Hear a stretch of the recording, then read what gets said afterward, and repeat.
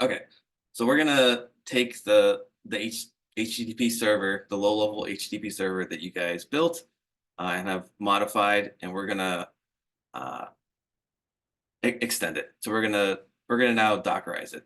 So you guys have been running this just locally on your machine, and now what we're gonna do is basically package it up into an image so that we can run that. And the advantage of doing that is that now this is running basically on a separate process from the rest of your computer. And it makes it much easier to then deploy it, which we will do later, deploy it to another server um, on AWS. Okay, so I'm gonna first take this and copy this. And I'll create a directory and CD into it and open VS Code.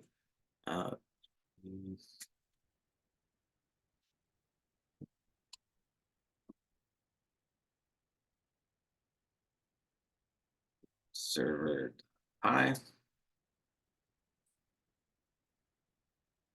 Okay, and just to make sure this works, I'm gonna go ahead and run it locally. So Python server.py.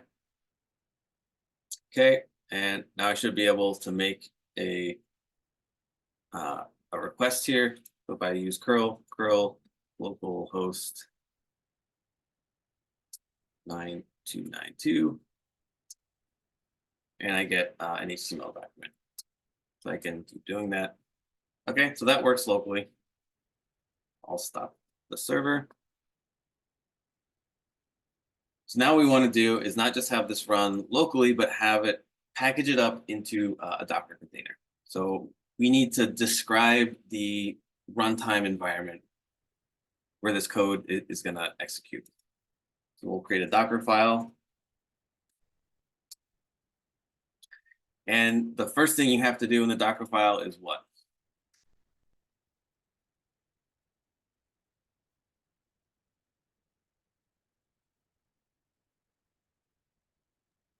Make a from line. Yes, yeah. So you have to specify a base image.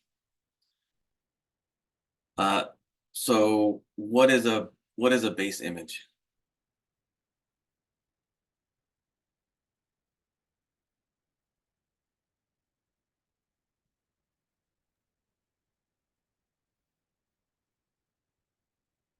That'll be Python. Okay, yeah, that's a good idea. But so we that's a good idea, but let's take a step back and what in general is a base image? Like the runtime environment where this will be run.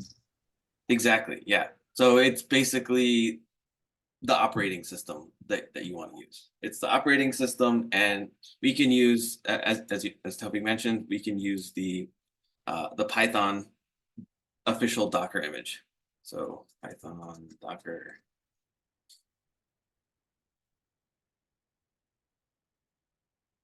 And the official image here, so I'll just click on one of these, and I can actually see like the Docker file that uses, and notice that they have their own base image, right?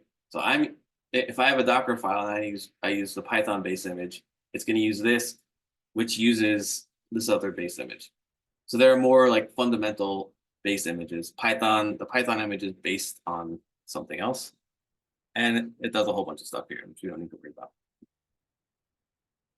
Okay, so I can choose a Python base image depending on my specific needs. What specific version of Python do I want? What specific operating system do I want, etc. In our case, it doesn't really matter that much because this code is pretty simple. So I'll do from, and then Python, and then so this is the base image name, and then I need a tag. So the tag that we'll use is 3-11, 3.11.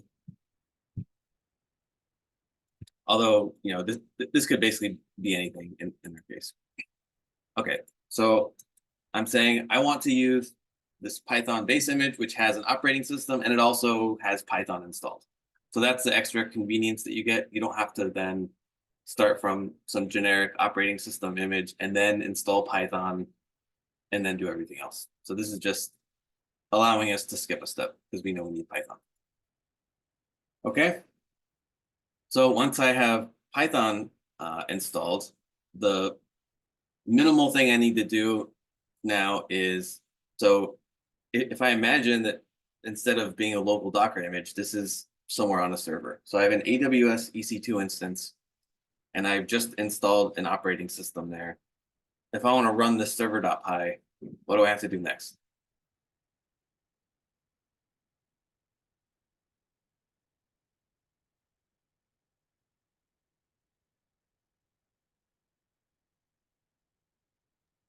You need to copy that Python onto the image. Exactly. So I have an operating system and I want to run this file. In order to do that, I have to have the file on the operating system, right? So I'm going to copy this, COPY, and I'm going to use the standard syntax for copy is from and to, or source and destination. So from server.py, and I want to copy it to, I can just do dot. So you can also control like where specifically you can use the workdir directive and so on, which will create a directory and use that.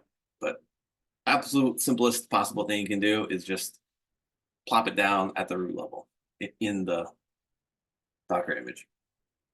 Okay, so now I have an operating system with Python, and now I have the Python file. So what do I want to happen when I actually run this image?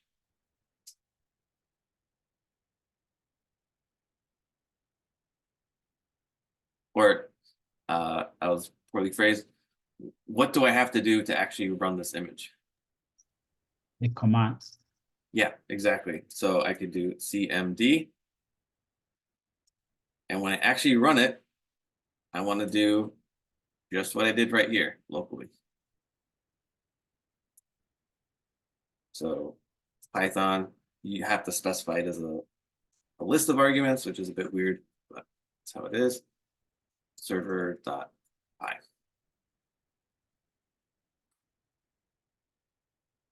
Okay, and in this case, that should really be all that we need to do.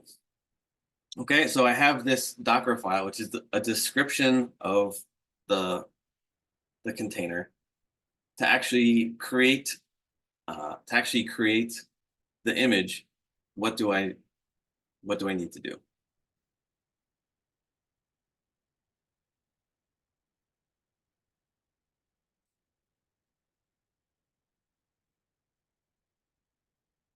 So I have a description of an image. Now I want to create an actual image. And then after I do that, I'm going to run the image, which will create a container.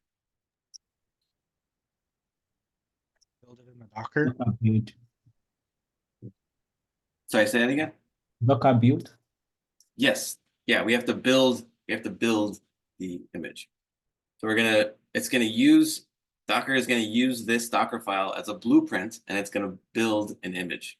So Docker build, and then there's a bunch of optional flags you can pass. I'll pass the -t flag, which will allow us to give it a name.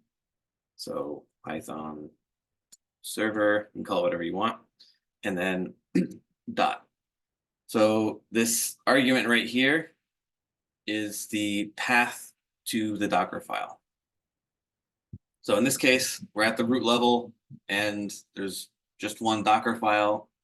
So we can just do dot, and Docker will say, I'm going to look for a Docker file in this directory, and it will use that one. Okay, so we do that. It's going to, since I don't have it locally, it's going to pull everything down and it should build an image. Might take a minute.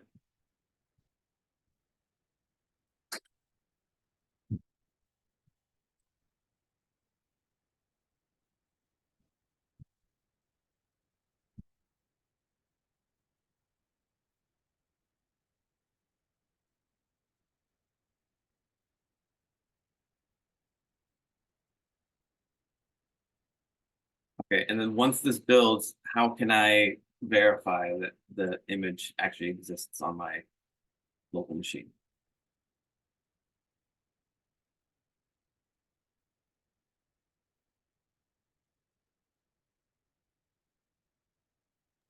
Like a curl command. Okay. Yeah, so once I actually run it, then I should be able to verify that it's operating. But before I even run it, how do I verify that this image? So what we're doing now is we're building the image. We start with a description of the image, which is the Docker file. Then we're going to use that description to build an actual image. And eventually we'll run it. But before we run it, how do we verify that the image exists? Docker images.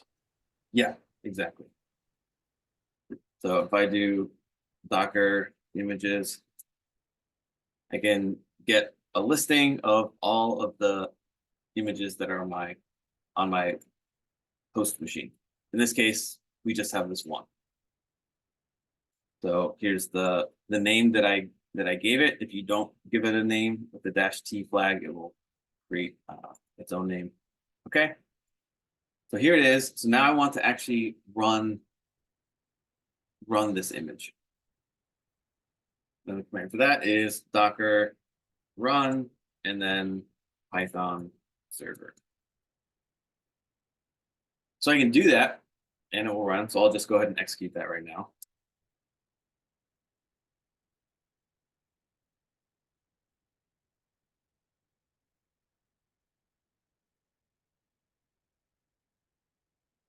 Okay, so I'm not sure what that error is.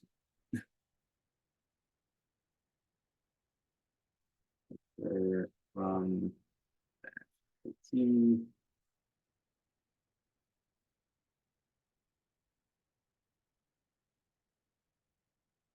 Okay, so I'm running it and then connecting to the shell here, but so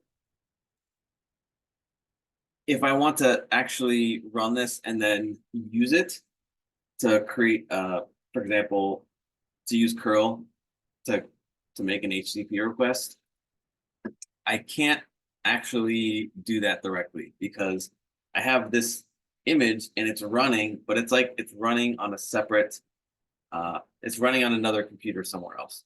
So if I make a curl request, there's no network connection between my host machine and the container that's actually running.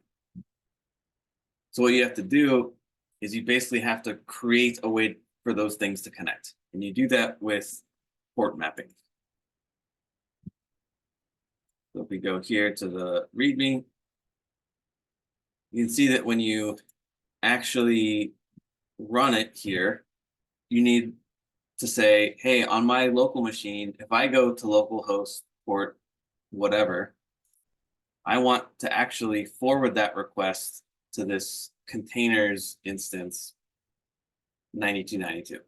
And in our case, the code that's running inside the container is listening on port 9292. So we need to go from our local machine to this containers port 9292. So if we do this, Docker run, and so these other flags, the -d flag, this is like detached mode or daemon mode, which means it's not going to take up your terminal. It'll run as a background process. So I'll just leave that for now. The thing we need that's really important is -p. And I can pick actually an arbitrary port on my local host machine. It could be the same one or it could be different. So I'll do it the same for now. So 9292. Now I want to map that to the containers port 9292. And then Python server. What's going on with that?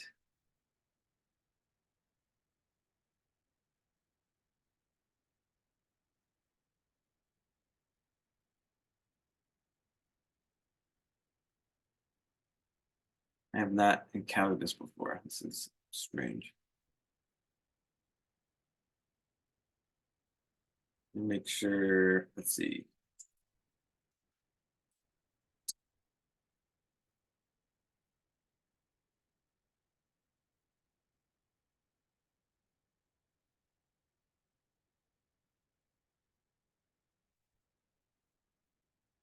Mess this up somehow. Python server.py. Looks correct. All right, so so to troubleshoot this, I'm gonna run this command again. And I'm gonna basically SSH into a running container. And I'm gonna execute the server.py script, which I can see right there. So Python server.py. Okay, so I can see that this code actually works inside the container. So I'm gonna stop that and exit.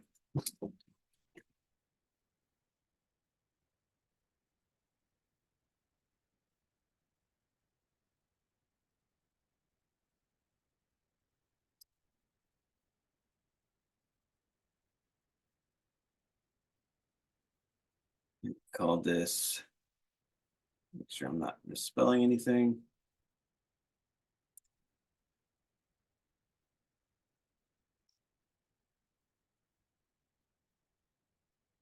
Okay, I am not sure. Let me stop this again. So Docker PS, I can see the running containers, which nothing is running.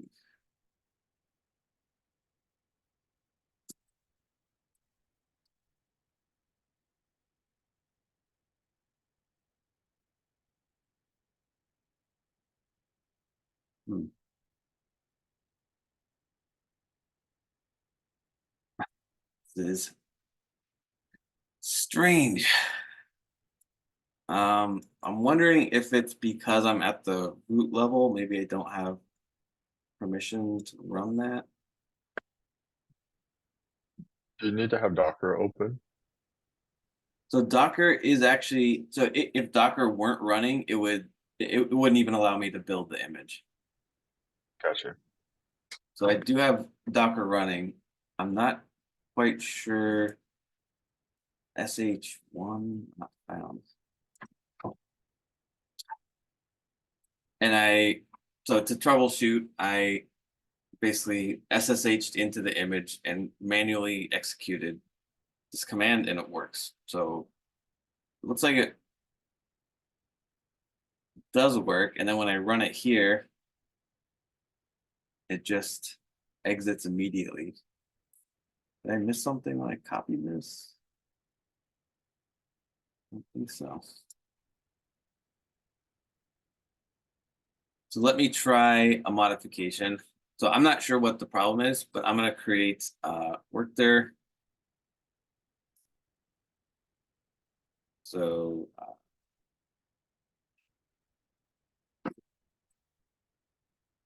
slash source, call it source, and then slash source.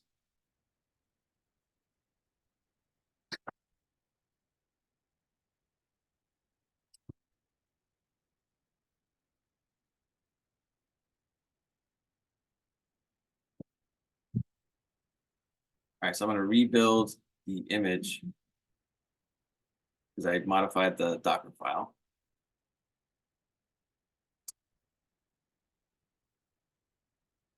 And notice it was a lot faster that time because it had cached. It cached all these layers that were associated with this. So it only had to change this. So the actual image, like the bulk of the image was already there. All right, so now I have built it. So I'm going to go ahead and try to run it now.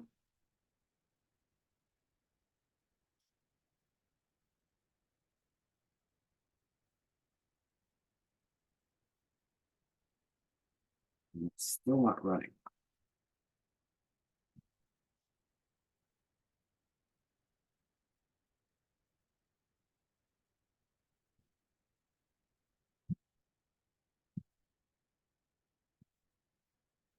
Yeah.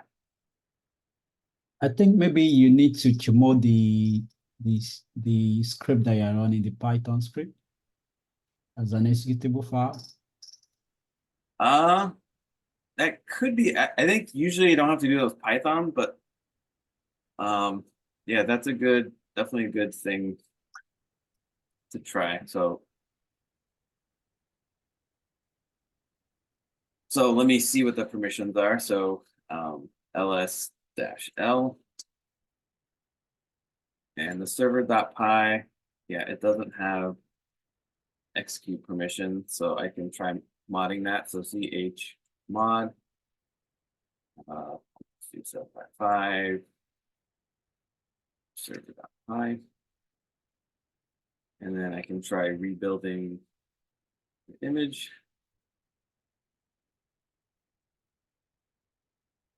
So this was cached and this was not cached. So it copied over a new copy server.py. So let me try running that again.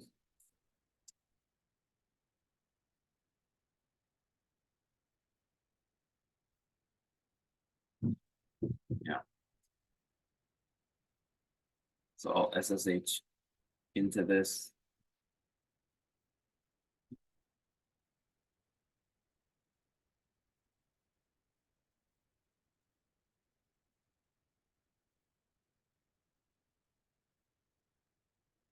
Okay, you can see that this is executable. Let me try. Okay, good. I'll rebuild it.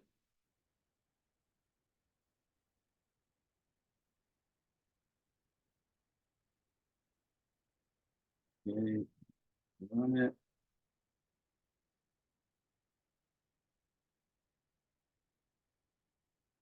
Okay. I'm stumped. This is obviously something very stupid.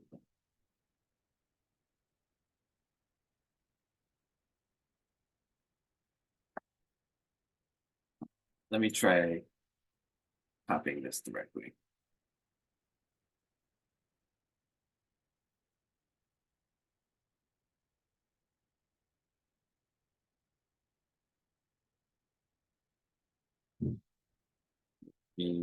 Build it again. It's going to get a new image, so it'll download that.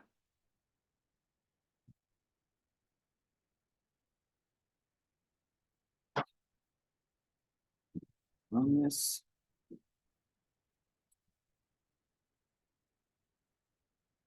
Okay, this is running. I do not know what the problem was. So.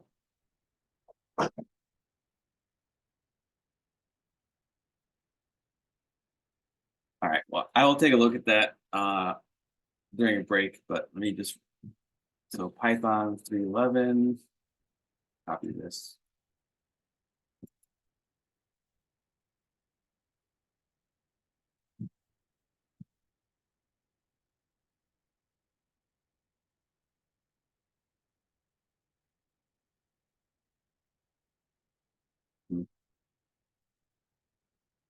Yeah, well, not sure what stupid thing I was doing, but this works now.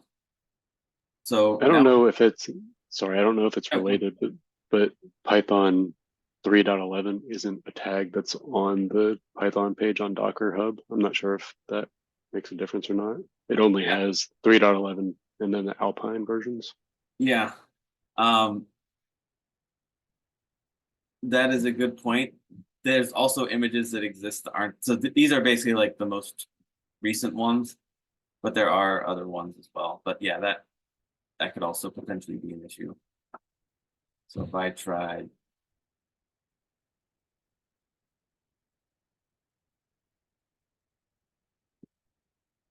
okay, well, yeah, I'll deal with that over the break, so I don't want to waste more time. But yeah, that's part of the fun of Docker.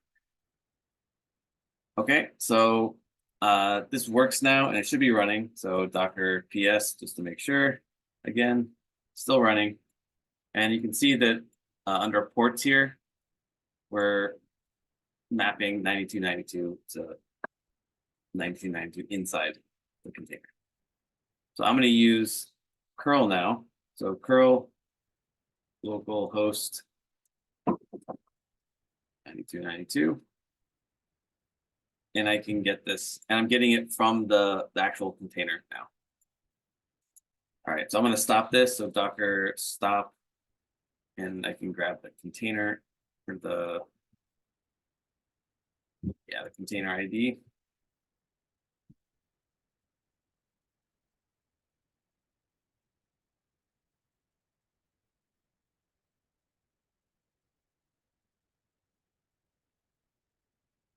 Okay, and this time I'm going to run it, but I'm going to map it to a different port on my host machine.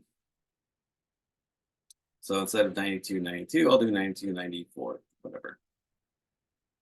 So I'm going to run this, and if I try now to make a curl request to 9292, I get an error because nothing is running on 9292. But now I can use 9294 on my local machine, and that will map. Now 9292 knows to forward that request to 9292 on the container. So now this works.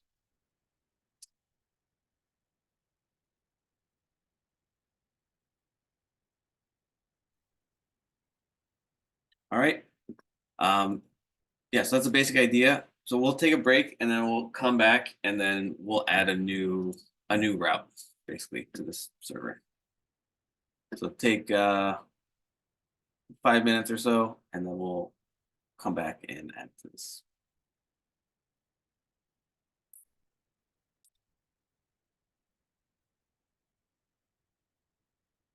So I figured out the stupid thing that I did, which is I had an equal sign here after command. So this was not running. So yeah. So stupid things. There's no equal signs. Okay. Great. So we now have an image that's running, and we have code that we can run on the image. So what I want to do now is I want to create a new route that will return some joke, but I'm going to get this joke from another API. So I have a server, which I'm using as an API, but that API can also interact with another third-party API. So how are we going to do that? We'll have to make some tweaks here and introduce 1 or 2 new things just for exposure. So let's do that. So this build JSON response. First thing I'm going to do is I'm going to, because I want to reuse this, I'm going to pull this out into a different function. So def get time,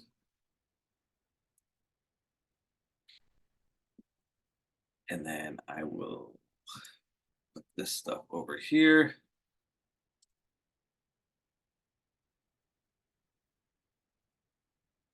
So now build JSON response is more generic, and it will need to get passed in JSON body.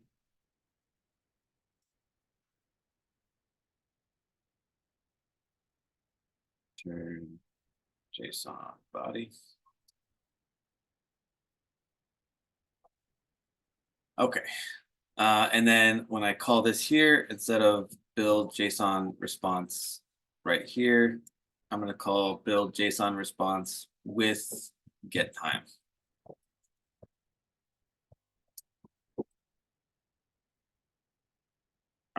And I'm going to go ahead and run this locally. You can hear my kids banging on the door upstairs.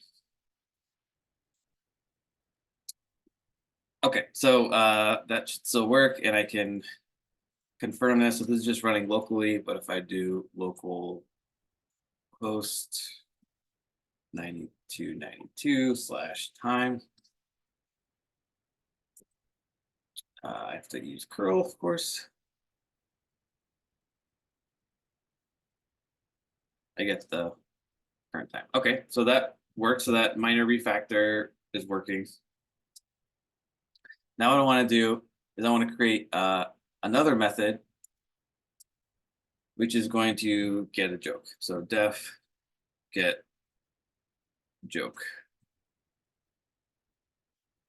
And how am I going to get that joke? Well, in Python, you can also, so in JavaScript, we just learned how to make requests to APIs using the fetch API. In Python, there's a few ways to do it. The simplest one is actually easier than JavaScript, but we're going to need a third-party library. So we're going to import requests. And this is kind of the standard third-party library you'll use. Use the documentation. So you can take a look at this if you want. But I'm doing this more just for exposure at this point. So here's requests, and because it's a third-party library, I can't just import it. I have to actually install it. So in order to do that, to test it locally, I'm going to create a virtual environment. So Python -m, then.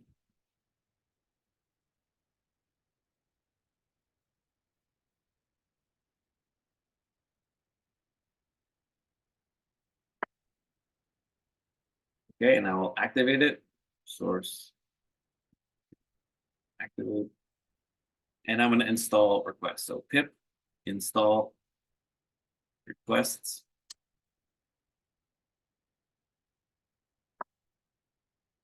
Okay, so now that is installed. And now what I can do is I can follow the documentation, which I will just copy here.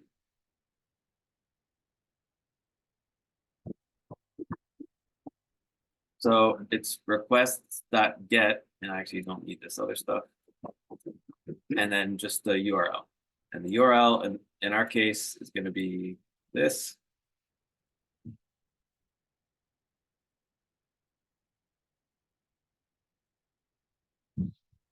Okay. And I'll go to documentation. And I know there's going to be JSON. So I'm going to search for JSON. And it looks like whatever the request is, I can do something like r.json. I want to go back here and I'll return r.json.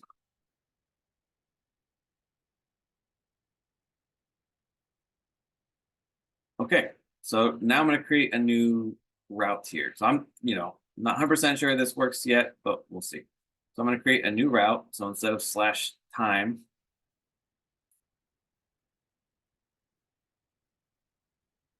let's go to joke. And we're not going to call get time, we're going to call get joke. And let's see if that works. So I'm going to run this locally.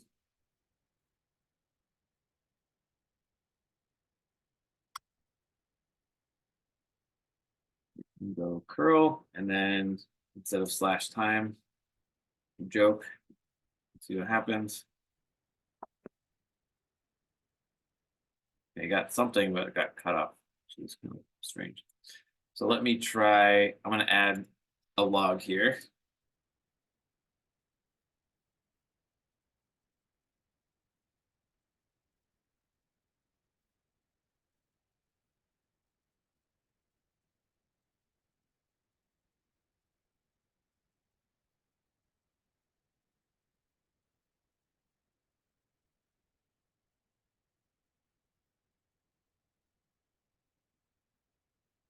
Go ahead and run it. And then I can make my request again. And you can see that I do, in fact, get a bunch of JSON here, but interestingly, it's not returning. So I'm gonna check in Postman to see if this maybe just is an issue with curl. They don't have any suspicions as to what could be the issue.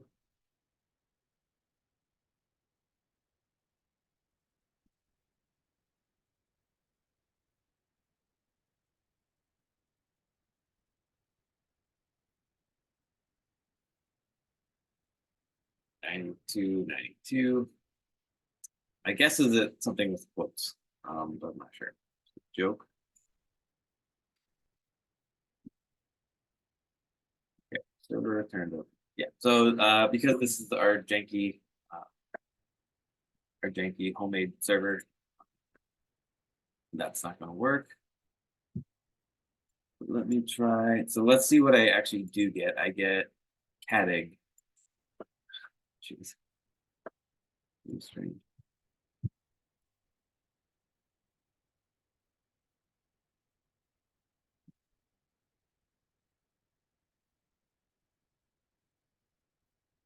Let me try pulling out just the joke itself. We'll see if that helps. All right. Print res.json, res.value.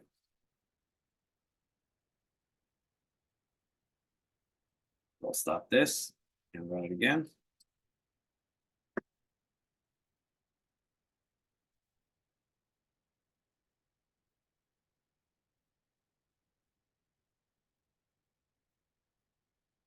So I can't use, so it's a dict object. So what's the problem here?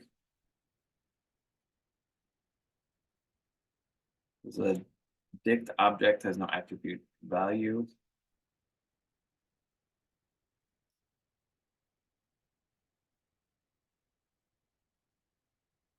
So I think it's a syntax issue. So it's a Python dictionary. To access it like that.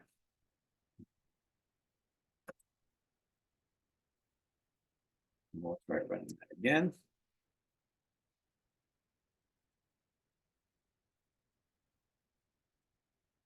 Okay. So it looks like that is returning that now. So what I'm going to do is kind of repackage this. So I only need the joke, but I want to return it as like a key value pair. So I'm going to follow this pattern. Is I got the value.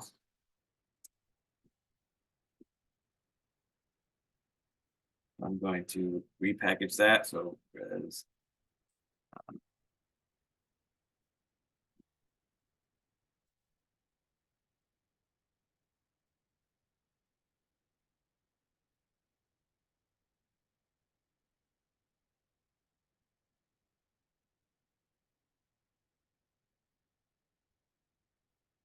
okay, and then I'm gonna do this.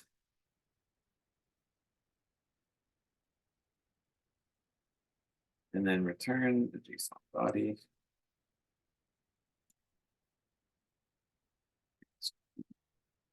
Response. All right, so I'm gonna stop this and run it again. Now if I hit the API, I get an actual JSON object.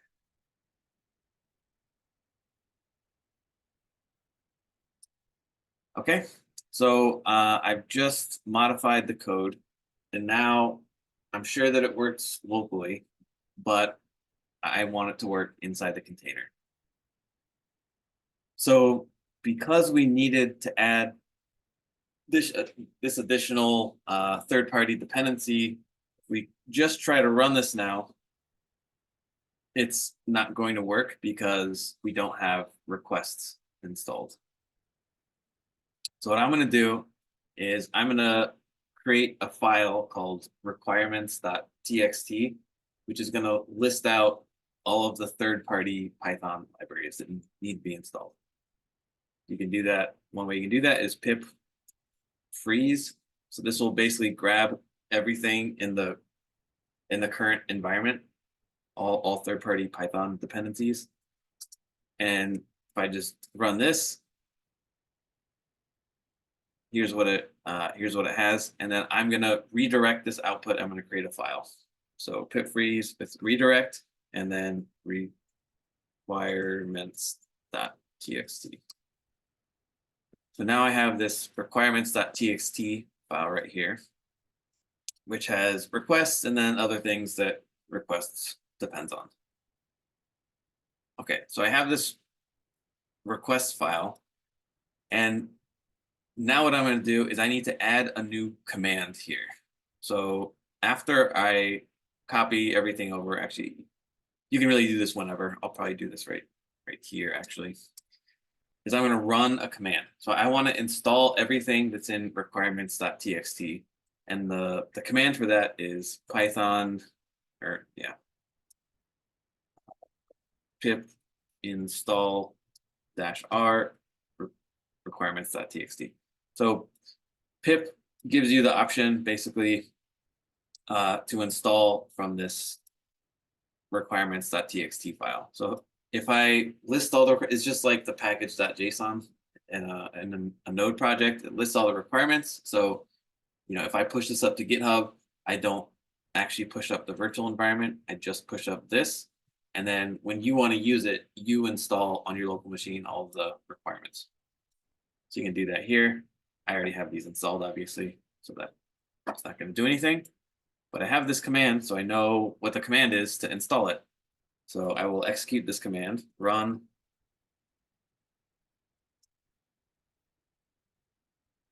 And once I do that, I should have everything that I need to actually run the application now. So I need to rebuild the image because I modified the Docker file. Python, I'll just rewrite it. Docker build -t, and I'll call it improved server.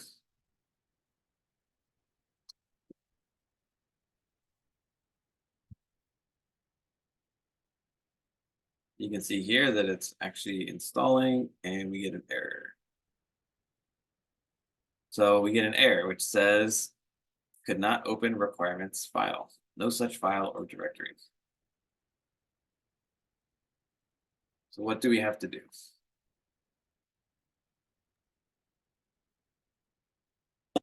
Specify the path dot. Okay, so I'm gonna go ahead and well, I can't SSH. So it's looking, so on the container, it's looking for a requirements.txt file. So you need to copy that file onto the image first. Yeah, exactly. So we have the file locally, but it needs to be on the image because it needs to run on the image. So copy /requirements.txt. We'll just do that. So once we copy the file over, then we can issue a command that assumes this file exists. Let's try building the image again. And now it's going to run this command. We'll see if it works.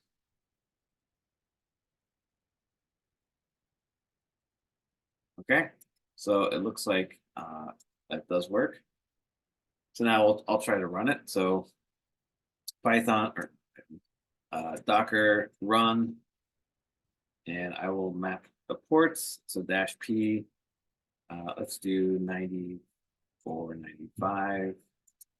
Map that to the internal port 92, 92. And what did I call this? Improved server.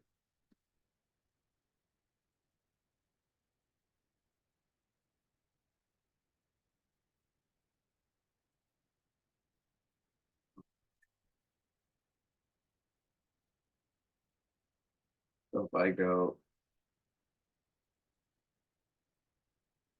curl localhost 92, 95, that's it. Yep. /joke.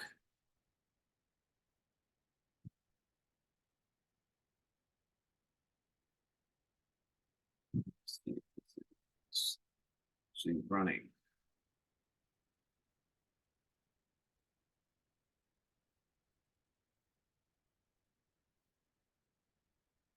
Okay.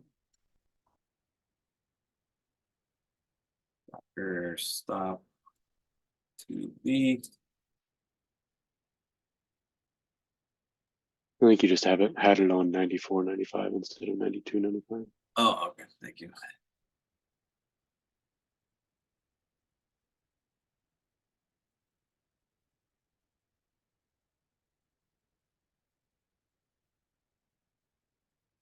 There we get the joke. So we're now fetching this from the container. So we're making an API request to a container, which in turn is making an API request to another server somewhere. It's returning that request to our container, and then that is forwarding that request back to us after some processing. Do another one. We can test the other routes as well. And let's do time. Notice that the time comes back basically instantly, and then the joke takes slightly longer, like half a second or so.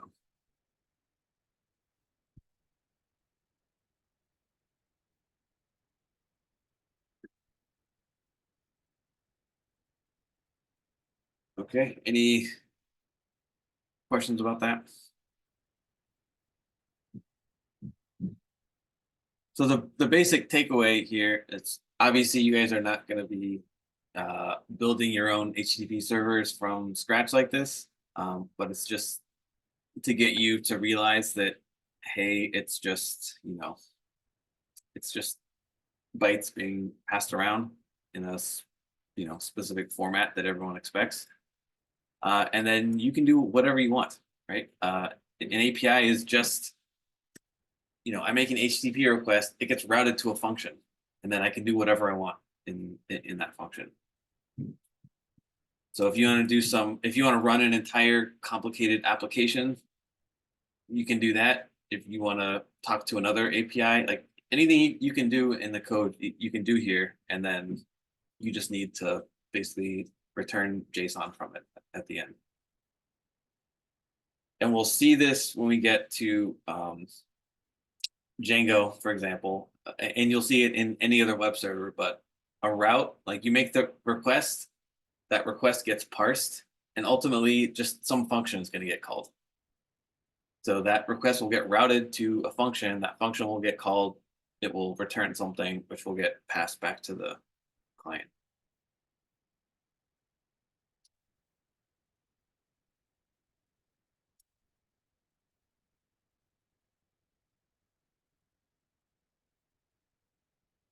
All right.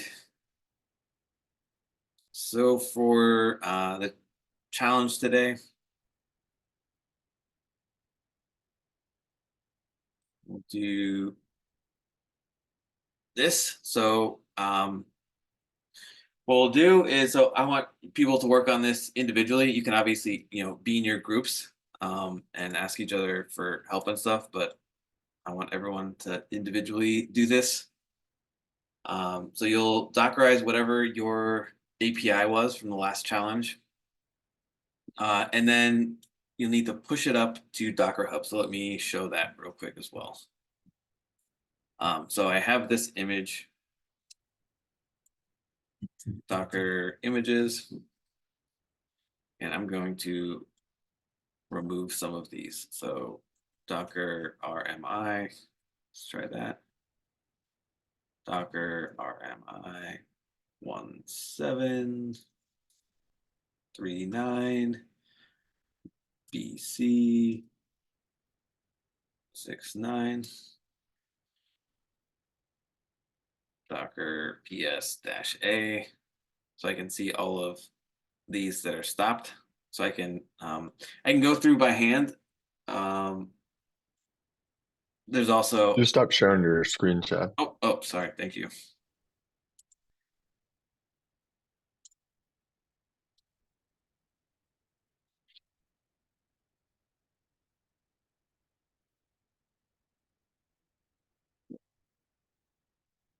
Yeah, so I'm just going through and deleting some of these images. So you can also use a couple commands, and if you want to make your life easier, you can add this to your bash profile. this will stop. Essentially, it will look up all of the containers, or all of the images. Yeah, sorry, all the containers that have run, and then stop them. And then you can do the same thing. This will actually remove them.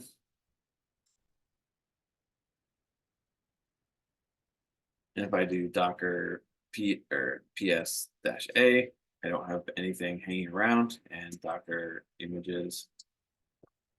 So I can do the same thing here, but I want to keep this one. So I'll delete all the other ones. So Docker RMI, so remove image. I can do 1F. You can either supply the full one or enough that it's unique. And so C9, 17, and 69. And Docker images. Okay, so I just have this one image now. So I want to push this up to Docker Hub now. So in order to do that, I actually have to name it differently. So I need to rename this image. So forget what you call that. So Docker tag. Let's see if this. Okay. So I'm going to try and rename this Docker tag, and then the source image is improved server, and the destination is going to be my Docker username, which I think is Chad Mowbray / server.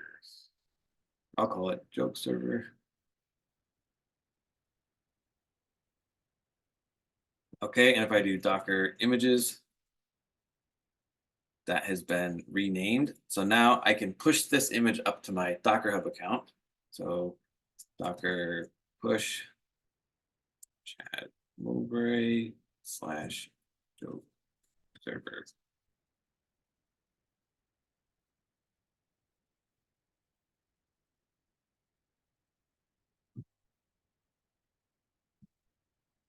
Okay, so now could one of you run Docker pull Chad Mowbray / joke server?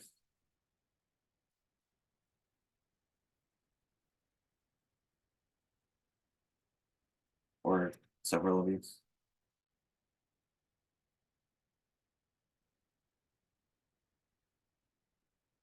So I have the old Intel chip. So sometimes I think Docker mostly handles that now. If you're on an M1 or something, potentially could be an issue running it.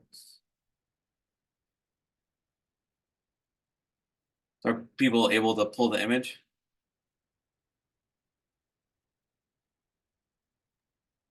Yeah. Okay. Cool. So now you have that image and you can run it. So you can run Docker runs with the port mapping and run it on your local machine, and then make a curl request to it, and etc. All right, so you'll be doing that, and let me go back over here. So yeah, you'll go ahead and start with this, and you can modify it or do whatever, and then push it to Docker Hub, and then announce it. So I'll create like a comment, and then you can post that underneath it, and then you can grab another student's container, and then run it, play around with it, make sure it works and does what you expect, and then create a front end that uses both your container and then some other student's one.